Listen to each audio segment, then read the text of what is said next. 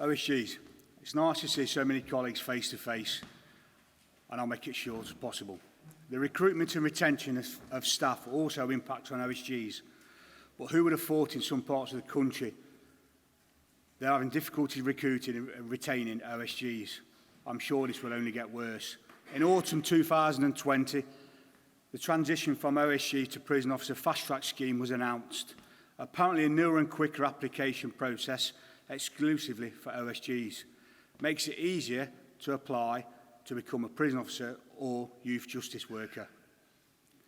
The scheme of work operational support grade training has been developed as of 5th of March and will consist of 2 weeks of training and an optional third that will cover OSG control room course and OSG X-ray course.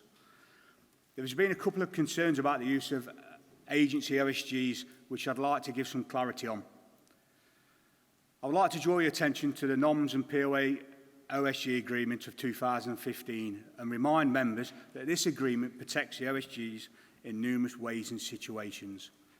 Section 4 explains the use of agency staff is done so to maintain staffing levels, but the commitment from the employer is where vacancies exist, HMPPS will seek to fill these substantively.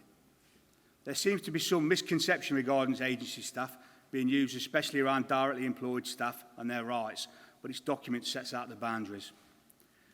The agreement ensures that directly employed staff are offered overtime to cover detailing shortfalls before the use of agency staff. Future governors will only engage agency staff after they have ensured that directly employed OSGs are being offered overtime to cover detailing shortfalls. OSGs under the agreement and PSI 42 of 97 have the opportunity to choose if they are paid by means of toil or overtime payment, if they have the right to determine. It is clear that governors should not use agency staff to cover OSG roles where the individual concerned have not had appropriate training to perform the role safely and securely. This is particularly relevant to the night working OSGs. We're not permitted to work at night unless they have received ACT and fire safety training. It's vital this agreement is adhered to and that the adequate training is provided in these specialist areas. If this is not happening in your establishment, then a route of PSO 85 needs to be implemented and the local disputes process needs to begin after local discussions. Contracted escorting OSGs, where expanding establishments require extra resources for works departments, should have already incorporated costs for this resource and have a budget additional to the profile.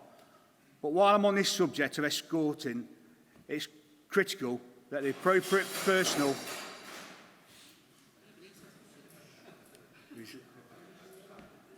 PPE, such as high-vis wear, is supplied personally to every OSG, especially as this COVID pandemic has changed everyone's outlook in life.